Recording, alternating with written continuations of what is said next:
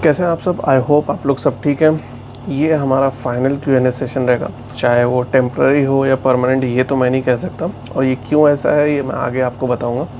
फ़िलहाल शुरू करते हैं क्वेश्चन से, और फिर उसके बाद मैं आपको बताऊंगा कि क्या वजह है कि आगे Q&A सेशन कंटिन्यू नहीं होगा, लेकिन क्या आगे पॉसिबली हो सकता है। तो स्टार्ट करते हैं पहले क्वेश्चन से।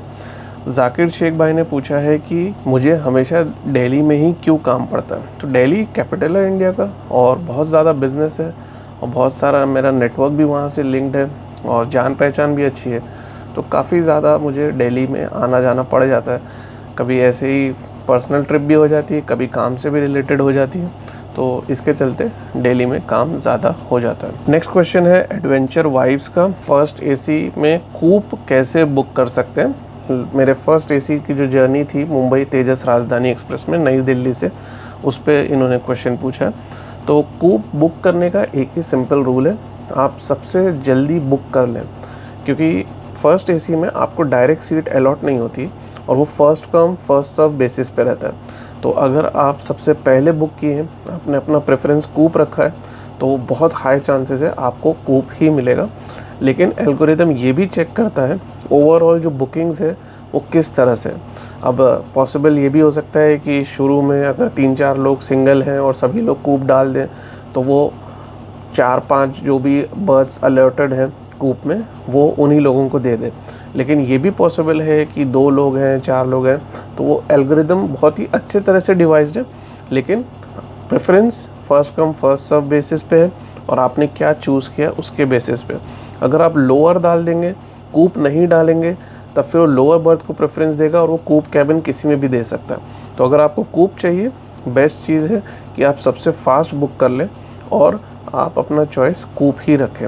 अगर 2 लोग हैं तो आप कूप रखिए, और 2 से ज़्यादा हैं तो कूप रख के कोई फ़ायदा नहीं है। फिर तो मेरे समझ से कैबिन रखेंगे तो बेहतर रहेगा, क्योंकि वो फिर आप लोग 3 या 4 लोग जो भी हैं वो एक साथ हो जाएंगे। तो कूप का कोई ऐसा हार्ड एंड फास्ट रूल नहीं है कि आपको कूप मिल ही जाएगा। मुझे नई दिल्ली से मुंबई तेजस राजधानी में कूप कुछ इस तरह से मिला था कि मैंने प्रेफरेंस डाला था कूप का, वेटिंग टिकट था, लेकिन जब एल्गोरिदम सब सीट्स अलॉट कर रहा होगा तो उसने फाइंड आउट किया होगा कि भाई ये एक सीट इंडिविजुअल की है, साथ ही साथ दूसरा टिकट, दूसरा PNR ये भी एक इंडिविजुअल है जो रतलाम से मुंबई जा रहे हैं। तो भाई उस तरह से उसने ड्राफ्ट करके मुझे कूप अलॉट कर दिया था। मैंने जब ज्ञानेश्वरी एक्सप्रेस में वेटिंग लिया था तब भी मैंने कूप डाला था, लेकिन वो कैबिन अलॉट हुआ था। तो भाई डिपेंड करता है। और अगर आपकी बुकिंग पहले है और आप लोग 2 लोग हैं और आपने कूप डाला है, तो बहुत ज़्यादा चांस है आपको कूप ही मिलेगा। और अगर आपकी बुकिंग बहुत बाद में है और आप सिंगल पर्सन हैं और आपने कूप डाला है, तो प्रोबेबिलिटी बहुत कम हो जाती है। तो अभी तक मैंने इस ट्रेन में, यानी कि मुंबई तेजस राजधानी एक्सप्रेस में फर्स्ट एसी में ट्रैवल किया था, उसमें तो कूप मिल गया था। ज्ञानेश्वरी एक्सप्रेस में नहीं मिला था, पश्चिम एक्सप्रेस में भी मुझे कूप नहीं मिला था, जबकि मेरी चॉइस हमेशा कूप ही रही है। लेकिन भाई 3 में से 2 बार कूप नहीं मिला था, और तीनों टिकट वेटिंग थे। तो आप समझ सकते हो कि जितना जल्दी आप बुक करोगे उतना जल्दी आपको कूप मिल सकता है। अगला क्वेश्चन है फुरकान भाई का, और भाई ने पश्चिम एक्सप्रेस की जर्नी पे पूछा है, और इन्होंने ये पूछा है कि जब मैंने राजधानी एक्सप्रेस बोर्ड किया था, अगस्त क्रांति राजधानी एक्सप्रेस मथुरा से, तो क्या मैंने कोई फ़ाइन भरा था या मैं WT may be without ticket या वेटिंग टिकट, ऐसा पूछ रहे हैं। तो ना तो वेटिंग टिकट था, विदाउट टिकट का तो चांस ही नहीं है। मैं कभी विदाउट टिकट ट्रैवल करता ही नहीं हूँ, क्योंकि वो मेरे मन में ही नहीं है कि भाई विदाउट टिकट ट्रैवल करना। मेरा पता नहीं क्यों ज़मीर ही ये कहता है कि विदाउट टिकट तो बेईमानी है स्ट्रेट अवे। तो भाई 5 रुपये का हो, 50 रुपये का हो, 5,000 रुपये का हो, कितने का भी हो, मैं विदाउट टिकट तो कभी नहीं ट्रैवल करता, बस हो ट्रेन हो कहीं पे भी हो।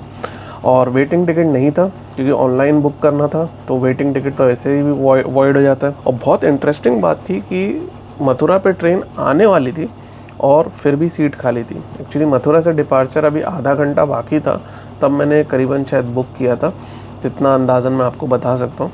तो वो ये कह सकता हूँ कि एकदम लास्ट मोमेंट पे बुकिंग थी, और 13-15 सीट ऐसे खाली दिखा रहा था। तो भाई मैंने बुक कर लिया था, हमारी टीम भी स्पॉन्सर कर रही थी, तो हमने शिफ्ट कर लिया था।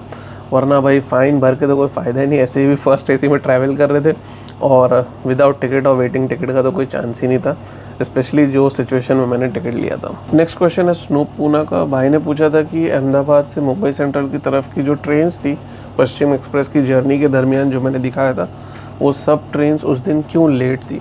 तो मुझे लग रहा है कोई शायद ब्लॉक था, मेगा ब्लॉक टाइप, और उस वजह से शायद सारी ट्रेन्स को रोक दिया गया था और सब एक साथ 1 घंटा ऐसे या 2 घंटा 1.5 घंटा उस रेंज में सब लेट चल रही थी। तो कुछ तो भी वैसा ही काम था, वरना ऐसा डिले होना नहीं चाहिए था। और जनरली ऐसा डिले वेस्टर्न रेलवे में होता नहीं अनलेस कोई मेगा ब्लॉक टाइप काम आ जाए। तो नेक्स्ट क्वेश्चन भाई ने पूछा है कि कलाबुर्गी जाने के लिए रात में कल्याण से ट्रेन कौन सी बेस्ट रहेगी। 2 ऑप्शन बेस्ट है, हुसैन सागर एक्सप्रेस या फिर मुंबई एलटीटी कोयम्बटूर एक्सप्रेस।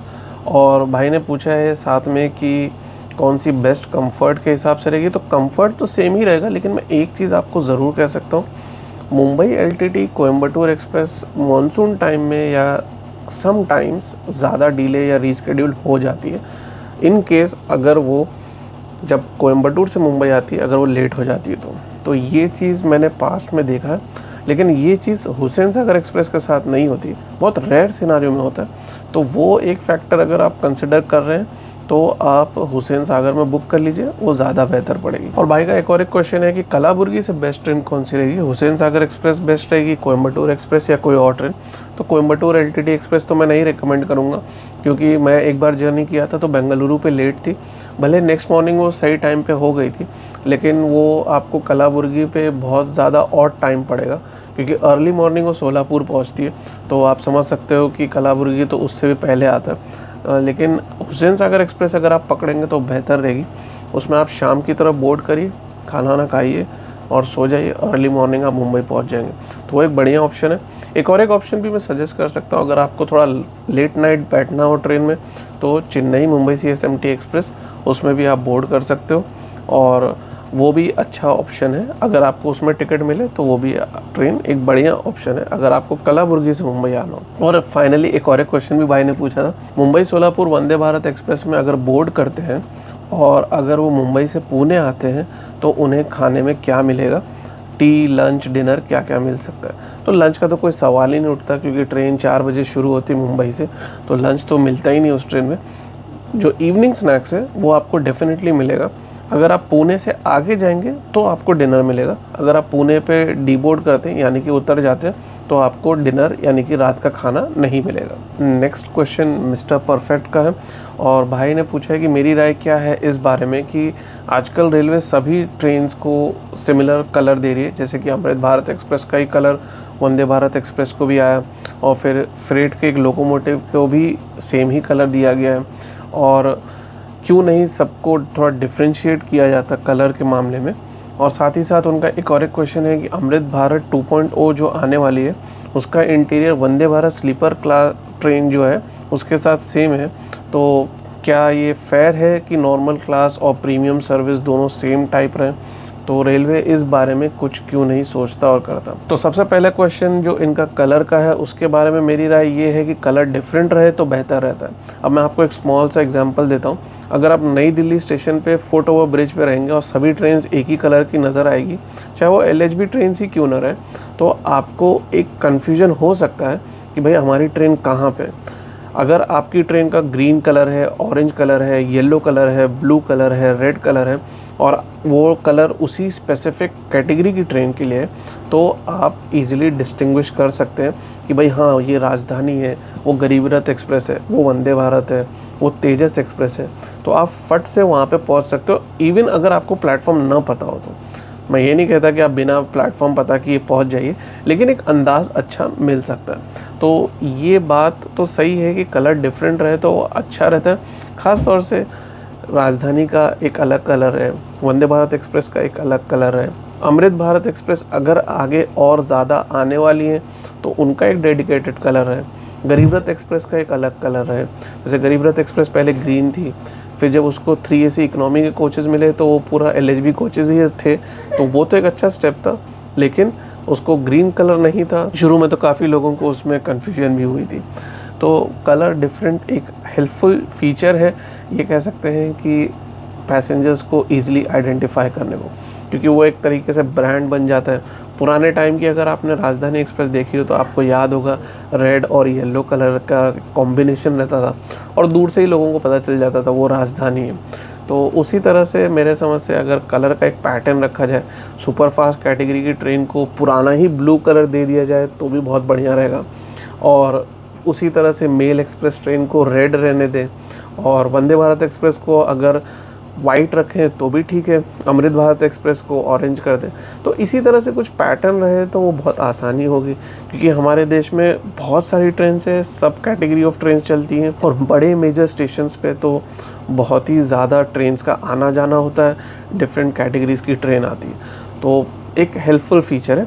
क्या रेलवेज़ बेहतर समझती होगी कि भाई उनकी राय क्या है इस मामले में कि सभी को एक ही कलर दिया जा रहा है। तो नेक्स्ट क्वेश्चन इनका ये था कि अमृत भारत 2.0 का जो इंटीरियर है और वंदे भारत स्लीपर क्लास का जो इंटीरियर है वो सेम है, तो ये कैसे फेयर है कि कोई ऐसा डिस्टिंक्शन नहीं है और नॉर्मल सर्विस और premium service pretty much same है। तो भाई इंटीरियर तो सेम ही रहेगा, क्योंकि अगर आप देखेंगे डोरंटो एक्सप्रेस जो आजकल चलती है जिसमें स्लीपर क्लास के कोचेज़ हैं, वो सेम टाइप ऑफ कोचेज़ है जो अगर सुपर फास्ट ट्रेन में। उसी तरह से हमसफ़र एक्सप्रेस में ज़्यादा पैसा लेते हैं, स्लीपर क्लास में भी ज़्यादा चार्जेस रहते हैं। कोच तो प्रीटी मच सेम ही है जो नॉर्मल सुपर फास्ट ट्रेन में।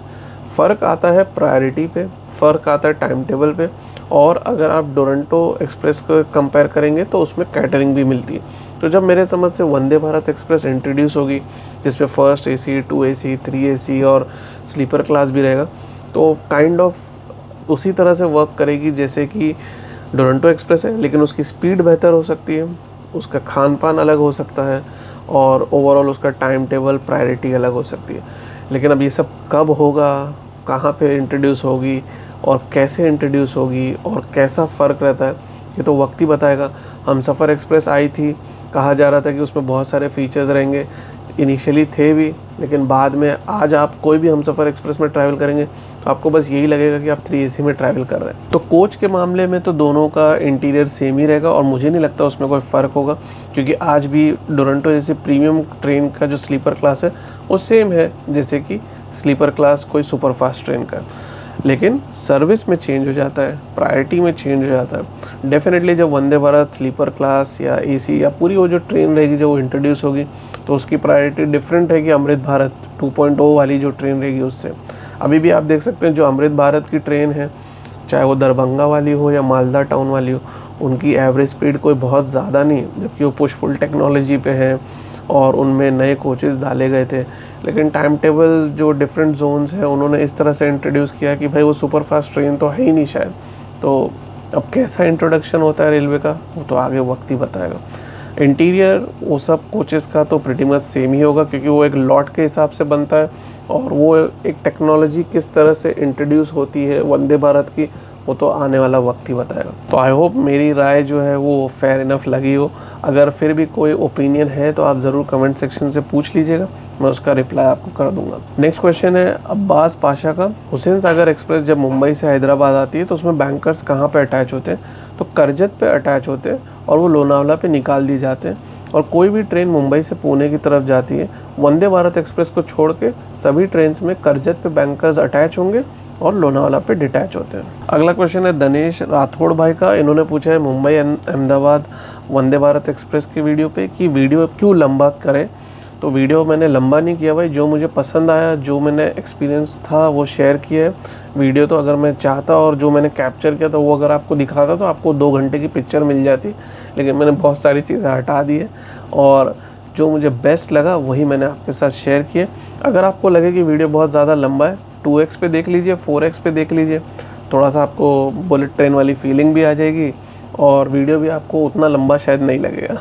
और फाइनल क्वेश्चन है शाहिद शेख भाई का, और इन्होंने पूछा है Q&A 12 पे कि मैं कौन से ऐप से टिकट बुक करता हूँ। मैं कोई भी ऐप से टिकट कभी नहीं बुक किया हूँ और मैं बुक करता हूँ काउंटर से या फिर IRCTC की वेबसाइट से। तो ये था भाई फाइनल Q&A सेशन। और फाइनल मैं इसलिए कह रहा हूँ क्योंकि भाई आगे वीडियो मैं नहीं बनाऊँगा Q&A सेशन पे, और उसकी वजह ये है कि किसी ने मुझे रिपोर्ट कर दिया मिस इन्फॉर्मेशन है, मिसलीडिंग इन्फॉर्मेशन का यूट्यूब को।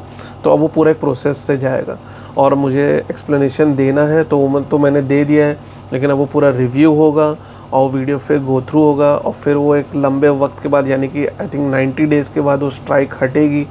और उसके चलते भाई अब क्या कर सकते हैं, वो बंदे जो भी रिपोर्ट किया है कमेंट तक नहीं किया कि भाई आपने गलत इन्फॉर्मेशन दिया है या ये आपसे मिस्टेक हो गई है। तो अगर वो बंदा ये बता देता है कि भाई ये मिस्टेक है, तो भाई ये सब स्टेप मुझे नहीं लेने पड़ते।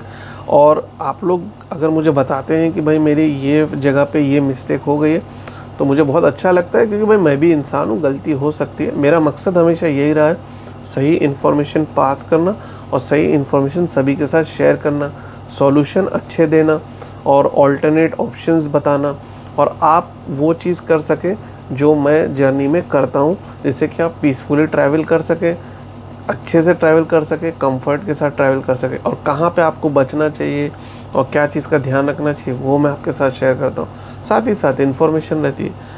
तो भाई वो Q&A सेशन पे तो आपके क्वेश्चंस रहते हैं, उसी के आंसर्स जो मेरी तरफ से, जो मेरी नॉलेज में है, वही मैं शेयर करता हूँ, ताकि वो कोई आपको गलत इन्फॉर्मेशन ना मिले और आपको सही सॉल्यूशन मिले।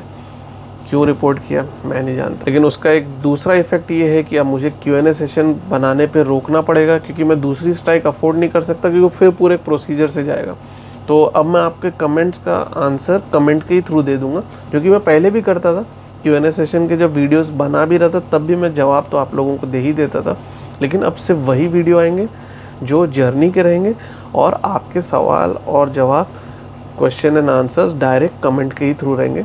Q&A सेशन अब बाद में कभी देखा जाएगा। अब जर्नीज तो आती ही रहेंगी, तो जर्नी एंजॉय करेंगे, मिलेंगे फिर कोई नई जर्नी में। अब मैं इस पे और ज़्यादा डिटेल में नहीं कहना चाहता, क्योंकि क्या आगे मैटर होगा, सॉल्व नहीं होगा, वो तो वक्त ही बताएगा। फ़िलहाल ये था हमारा Q&A सीरीज़, जो कि आई थिंक ऑलमोस्ट 3 महीना चली थी, और मैं बहुत शुक्रगुजार हूँ उन सभी लोगों का जिनको ये Q&A सेशन अच्छा लगता था, उन्होंने सपोर्ट किया। तो देखते हैं कब ये Q&A सेशन आगे फिर मैं स्टार्ट कर पाता हूँ। तो चलिए Q&A सेशन को करते हैं अलविदा, मिलेंगे कोई जर्नी में। और कोई भी सवाल हो, कोई भी सजेशन हो, कोई भी फीडबैक हो, यहाँ तक कि कोई भी करेक्शन भी हो, तो कमेंट सेक्शन ज़रूर पूछिएगा। अपना ख्याल रखिएगा, ट्रैवल करें सेफली, मुस्कुराते रहें और दुआ करें कि सब चीज़ ठीक रहे। Good bye for now.